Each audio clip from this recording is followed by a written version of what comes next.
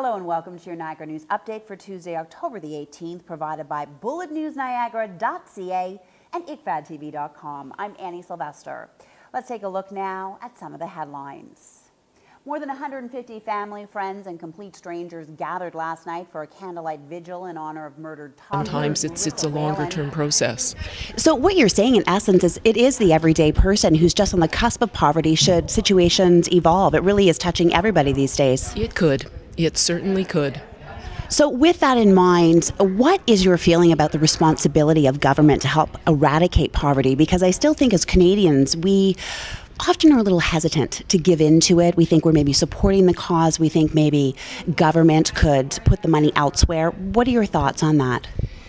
So this is something that we've discussed at length amongst the members of the Really National curious. Council I mean, of Welfare. I just want to start in a very broad term, I guess. Most of us live in a very tangible world. You know, we see, we smell, we touch, we kind of know what to predict. And there's just a certain sort of, I guess, regularity to it that we understand. What you do and your reality, I would imagine, is a little different. You deal with the unknown, the unseen. Tell me a little bit about what is the reality of Kreskin. That is one of the most interesting questions I've been asked in a long, long time.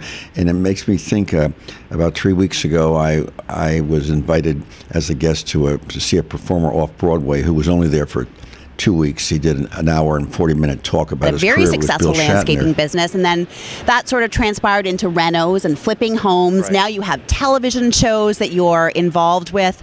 But I did read in one of your biographies that you were a big thinker and a dreamer, and I'm just wondering, what effect do you think that had? Was that sort of a key element in your I success? think it's a huge part of Bikes, where and you've been described as the Salvador Dali of bikes and your creativity. Tell me how it all began.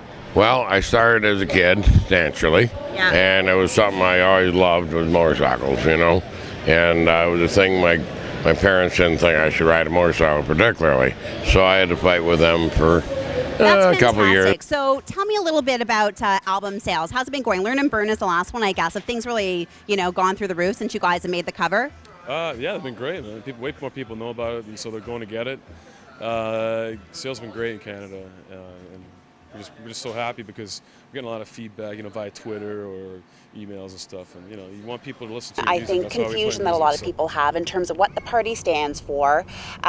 Some even, perhaps think about it as a one-issue sort of party, a lot of environmental pushes, but you stand for a The lot more fundamental than that. thing is that Greens from around the world for a number of decades have been rooted in a broad vision. Everything. It's You've been a not one reporter, issue. you've been a broadcaster, an author, Can't hold a job. You see, I can't hold a job. well, in the media business, that's kind of how it goes. You change No, around a that's lot. it. But you're so well-rounded, and now you're in the Senate, and I'm just really curious. There's a lot of talk about the Senate all the time, but your thoughts on Senate reform?